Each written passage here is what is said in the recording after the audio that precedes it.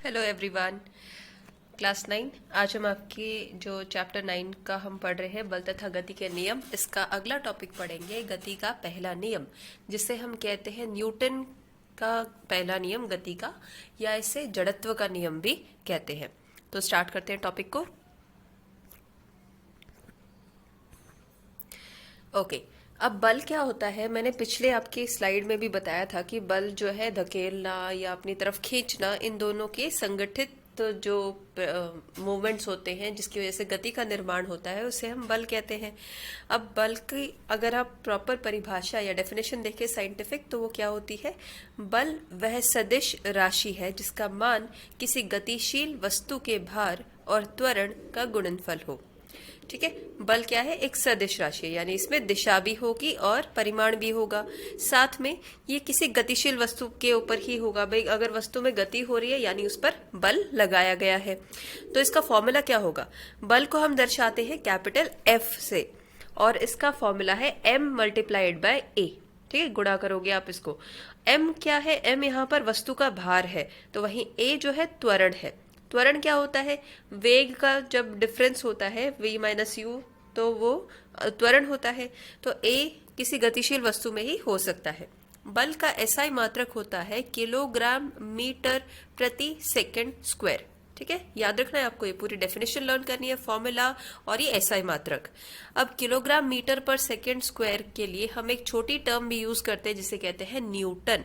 ठीक है, दोनों का अर्थ समान है। या तो आप किलोग्राम मीटर प्रति सेकंड स्क्वायर लिखो या फिर सीधा न्यूटन कैपिटल एन, या स्मॉल एन अगर आप लिखोगे तो पूरा न्यूटन लिखना पड़ेगा, या आप सिर्फ कैपिटल एन लिख सकते हो। ठीक है, ये एसआई मात्रक होते हैं। अब ये न्यूटन क्या है? आपकी अगर थोड़ी जीके अच्छी हो तो आपको पता होगा, न्यूटन एक साइंटिस्ट का नाम है। आइए इनके बारे में थोड़ा जानते हैं। सर आइजैक न्यूटन, ये इनकी फोटो है। कौन थे ये? सर आइजैक न्यूटन एक इंग्लिश मैथमेटिशियन थे, यानी इंग्लैंड के थे वो, वहाँ के रहने वाले थे और मैथमेटिशियन थे। मैथ्स में इनका काफ़ी जो इनकी रुचि थी और इनके काफ़ी सारे कार्य भी हैं। इसके अलावा साइंस के भी बहुत सारे नियमों के बारे में इन्होंने बताया था, जैसे कि गति के नियम, गुरुत्वाकर्षण के नियम, ग्रहों की परिक्रमा आदि। टॉपिक्स हम ये आगे भी पढ़ेंगे। अब गति के नियम क्या है, सबसे पहले वाला वो हम इसी टॉपिक में पढ़ेंगे।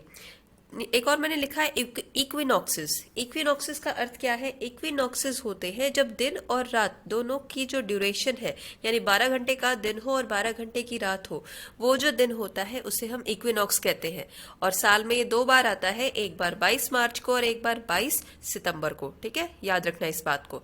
और भी न जाने कितनी ही ऐसी आविष्कार है, इतने कितने ही नियम हैं जो सर आइजैक न्यूटन ने दिए थे।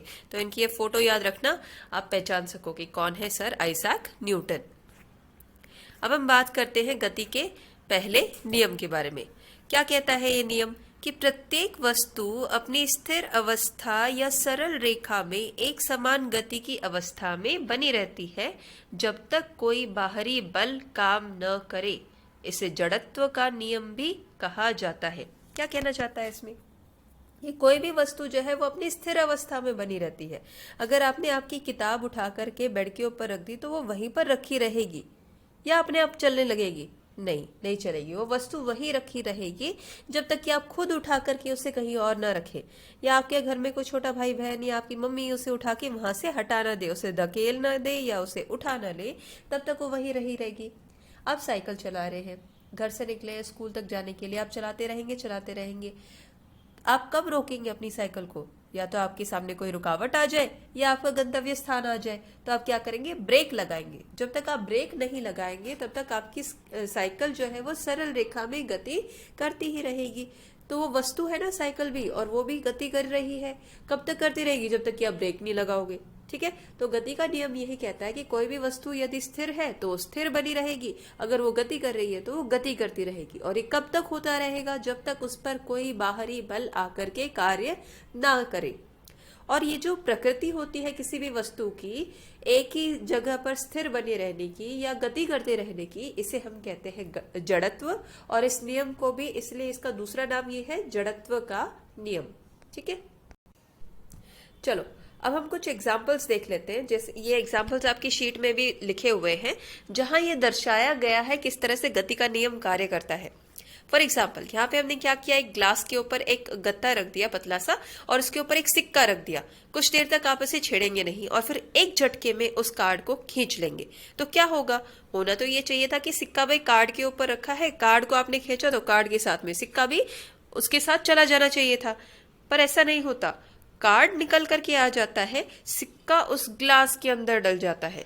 सिक्का उसी स्थान पर बने रहने की कोशिश करता है जहां वो रखा गया था, वो वहीं स्थिर रहने की कोशिश करता है। ठीक है, ये पहले नियम के अनुसार हो रहा है। दूसरा एग्जाम्पल देखो, ये धूल मिट्टी उड़ती हुई दिख रही है। इसमें क्या हो रहा है कि एक कारपेट है, एक बड़ी सी दरी है जिसमें बहुत धूल मिट्टी हो गई थी। जब तक वो बिछी हुई थी तब तक क्या वो धूल मिट्टी ऐसे उड़ रही थी जैसे अब उड़ रही है? नहीं, उसके कणों में कोई गति नहीं थी, वो स्थिर बने हुए थे। जैसे हमने इनको हिलाया, थोड़ा छेड़ा, तो क्या हुआ, ये जो कण है वो हिलने लगे, इनमें गति हो गई और अब ये उड़ रहे हैं। ठीक है, एक पेड़ यहाँ पर नीचे दिखाया हुआ है। पेड़ स्थिर अवस्था में, इसमें बहुत सारी सेब लगी हुई हैं। आपको ने तोड़ना है तो क्या करोगे, या तो एक एक को खींच खींच के तोड़ोगे, तो आप क्या कर रहे हो, उसे खींच रहे हो अपनी तरफ, या फिर पेड़ को गति दे दो, उसे हिला दो बड़े जोर जोर से, तो क्या होगा, उसकी पत्तियां भी गिरेंगी, उसके सेब भी जो है ये गिरने लग जाते हैं। ठीक है, तो ये कुछ एग्जाम्पल्स हैं आपके गति के नियम वाले। इसके अलावा कुछ और एग्जाम्पल आप सोच सके तो आप उसमें कैरम आप सभी ने खेला होगा। कैरम में क्या करते हो आप, एक बार तो बहुत सारी गोटियों को एक के ऊपर एक रख देते हो। ये करके देखना, 6-7 गोटियां रख के देखो एक लाइन में सीधी, और फिर स्ट्राइकर से उन्हें मारो। आप क्या देखोगे, नीचे वाली गोटी निकल करके आगे चली जाती है और बाकी सारी की सारी ऊपर की जो है ऐसे की ऐसी सीधी खड़ी रह जाती है। तो इसके पीछे कौन सा नियम है, तो वहां पर जड़त्व का नियम या गति का नियम है। क्यों? क्योंकि उन गोटियों में स्थिरता आ गई थी, जो उनके अंदर एक जड़त्व आ गया था। तो कॉन्सेप्ट क्या जो हमें पढ़ना है वो है जड़त्व। एक बहुत ही इंपॉर्टेंट कॉन्सेप्ट है जड़त्व। ठीक है, क्या होता है ये, कुछ प्रॉपर्टीज इसकी दी हुई है। प्रत्येक वस्तु अपनी गति की अवस्था में परिवर्तन का विरोध करती है। ठीक है, अब इसे एग्जाम्पल से समझो क्या होता है। ये कहना ये चाह रहे हैं कि कोई भी वस्तु अगर आपने रखी हुई है तो क्या करेगी, पहली बात तो वो हिलने से मना करेगी। कोई भारी सी वस्तु, मान लीजिए अलमारी है, और आप उसे सरकाने की कोशिश करेंगे, तो क्या आप सरका पाएंगे आसानी से? नहीं सरका पाएंगे। आपको 2-3 जनों को बुलाना पड़ेगा, भैया हटाओ। यानी आपको इतना बल चाहिए कि वो उसके विरोध को, अलमारी के विरोध से ज्यादा आपका बल हो। ठीक है, अलमारी में एक जड़त्व है, उस जड़त्व से अधिक आपको बल लगाना पड़ेगा, तभी आप गति ला सकते हो। ठीक है, वो वस्तु विरोध करेगी। अब एक और एग्जाम्पल सोचिए, इमेजिन कीजिए आप किसी बस में चढ़ गए हैं। ठीक है, अभी बस स्टार्ट नहीं हुई, आपने क्या किया, कानों में लगा लिया मोबाइल फोन, गाने सुन रहे हैं। कोई अंदाजा नहीं कि ड्राइवर साहब आकर बैठ गए और उन्होंने गाड़ी चला दी है। आपने जैसे गाड़ी चलेगी, आपको बैठने की, मान लीजिए आपको बैठने का स्थान नहीं मिला था, आप खड़े हैं बस में और आपने पकड़ रखा है ऊपर हैंडल को, तो जैसे ही बस चलेगी आप अपने आप को पीछे की तरफ धकेला हुआ महसूस करेंगे। एक धक्का लगेगा जिसकी वजह से आप पीछे जाकर के गिर सकते हैं। अगर आपने पकड़ा नहीं तो आप पक्का गिर जाएंगे। क्यों हुआ था ऐसे? आप जब खड़े थे बस के अंदर तो आपकी बॉडी वहां पर स्थिर हो गई। ठीक है, उसमें जड़त्व आ गया। बस ने मूव करना स्टार्ट किया, आपके पैर ने मूव करना स्टार्ट नहीं किया था, तो आप में तो गति नहीं आई, बस में गति आ गई, आप वहीं खड़े रह गए, इसकी वजह से पीछे की ओर धकेले गए।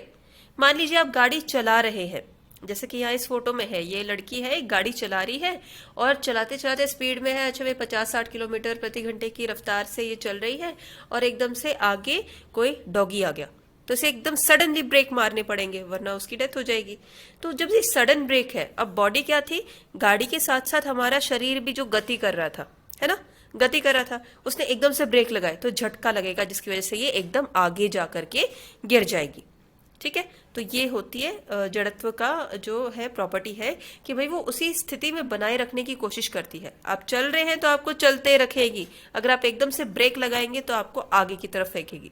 आप खड़े हैं तो आप खड़े ही रहेंगे, अगर एकदम से गाड़ी चली तो आप पीछे की तरफ धकेले जाएंगे। ठीक है, ये कुछ चीजें हैं जो अब आप ऑब्जर्व करना जब आप नेक्स्ट टाइम बस में या कहीं पर आप ट्रैवल कर रहे हो। सेकेंड पॉइंट क्या कहता है, किसी वस्तु का द्रव्यमान उसके जड़त्व की ही माप है, यानी कितना, जिसमें जितना भार होगा उतना उसमें जड़त्व होगा। तो यदि कोई वस्तु बहुत भारी है तो उसका जड़त्व भी अधिक होगा। यही देखिए, भारी वस्तु का जड़त्व हल्की वस्तु की तुलना में अधिक होगा।